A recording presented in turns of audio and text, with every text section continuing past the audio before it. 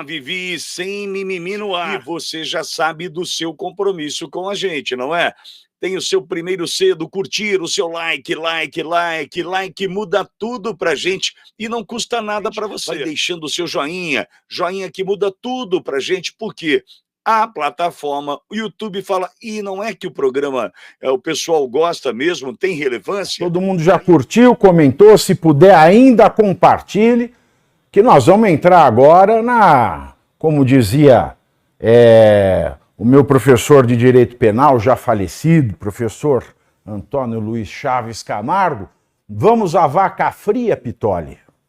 Pois é, Pavi, só um outro detalhe só das penitenciárias. Claro, todos os detalhes, o papo está uma delícia.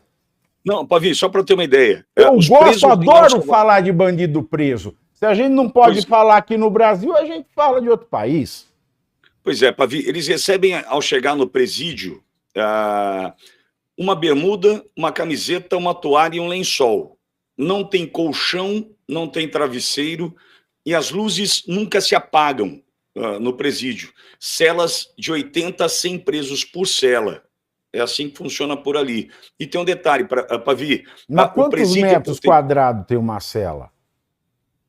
Não tenho essa informação, Pavi, mas são de 80 a 100 presos por cela, com as luzes que jamais se apagam. Então, e não tem colchão ou travesseiro para nenhum tipo de rebelião começar com fogo ateado em colchões. É meio tortura isso aí, você não acha, não, Pitoli? Que lembra quando o Mário Covas era governador de São Paulo?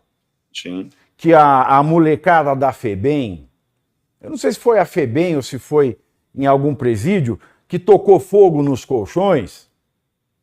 Aí o Mário Covas veio e falou assim, muito bem, não vou comprar mais colchão. Exato. Né? Mas daí veio o Ministério Público, aí quase teve que comprar a cama box king size. Pavi, lá para ter uma ideia, são 3 anéis de proteção desse sistema, desse presídio. Né? Primeiro é como se fosse a polícia do presídio, como chama aqui? A polícia penitenciária. Polícia Penal. O segundo anel pela Polícia Nacional, como se fosse uma polícia militar. E o terceiro anel de proteção pelo Exército. Quer dizer, é impossível acontecer o que aconteceu em Mossoró, do ponto de vista de, ninguém viu, escaparam pelo buraco da luminária. Agora tem uma outra informação interessante. Porque era carnaval. Exato.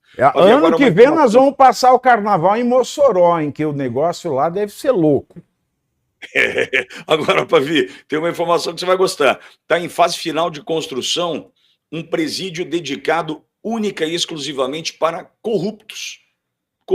Então, onde está terminando a obra lá. Vai ser nacional ou internacional? Porque se for internacional, hein, que bacana.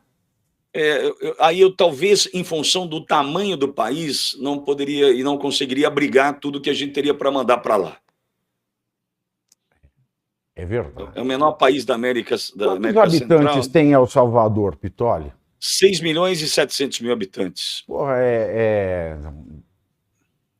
uma São Paulo. Uma Rio de Janeiro, comparado à cidade do Rio.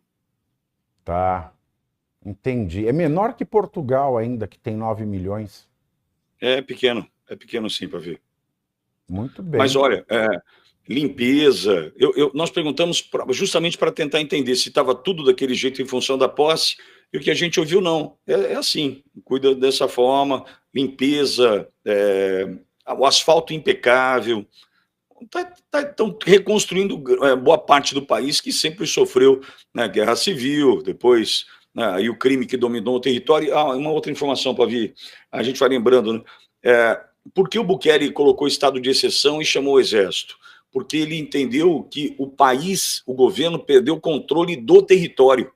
E se o Exército é usado para soberania, para manutenção do território, o crime havia tomado conta do território. Então, ele, estado de exceção, destitui a Suprema Corte, enfim, e chama o Exército para ajudar na retomada do território, Pavi. O estado de exceção, né, cada país tem as suas peculiaridades, né? O estado de exceção é sempre previsto na Constituição. E, no caso brasileiro, também existe o estado de exceção. A gente tem o estado de exceção no Brasil. E no estado de exceção, por exemplo, você consegue fazer prisões fora das previsões do Código de Processo Penal. Você consegue suspender algumas garantias, algumas, não todas, algumas garantias constitucionais, como a inviolabilidade da correspondência, por exemplo. Mas primeiro você tem que ter um motivo no Brasil, né, fazendo um paralelo. Tendo um motivo, você, que é o presidente, se aconselha lá com o Conselho da República, se aconselha com as Forças Armadas e submete ao Congresso e o Congresso vota. E se for o caso, entre o estado de exceção, aí você pode suspender algumas garantias constitucionais, você pode fazer prisões sem ter que observar todas as regras do Código de Processo Penal.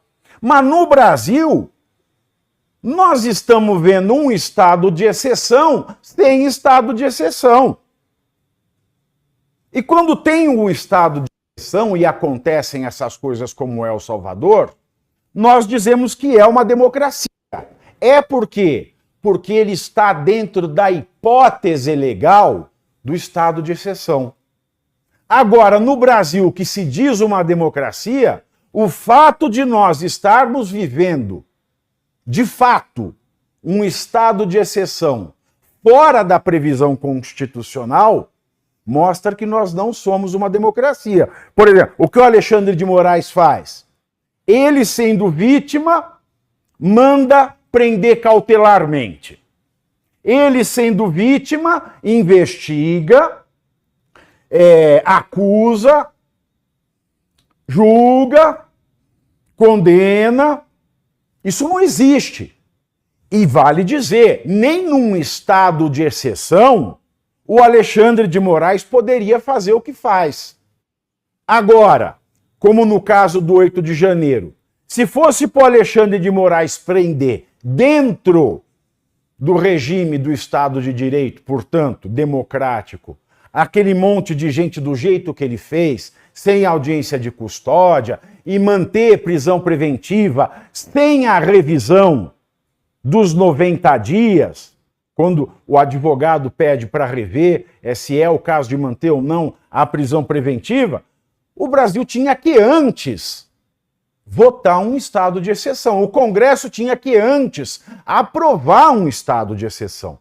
Então, enquanto El Salvador, que esse pessoal da esquerda brasileira, né, o pessoal, democracia, democracia, democracia, democracia, democracia, fica falando, lá tem democracia, porque eles estão dentro da hipótese do estado de exceção. Já no Brasil, nós estamos vivendo algo semelhante a um estado de exceção, mas que ultrapassa os limites do estado de exceção da nossa Constituição e, o que é pior, sem que o estado de exceção esteja valendo aqui.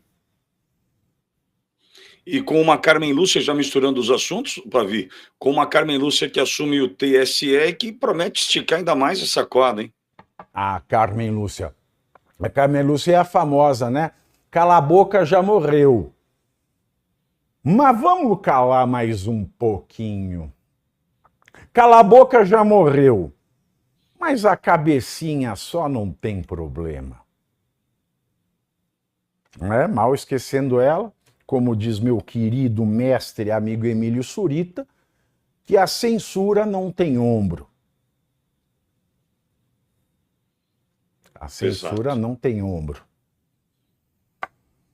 Ai, Jesus amado. E aí, vocês aí de casa, vocês já deram um like ou estão no estado de exceção?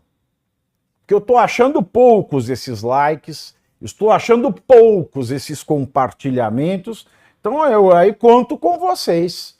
Conto com vocês. Quero ver Tindolelê, nheco, nheco, chique, chique, balancê.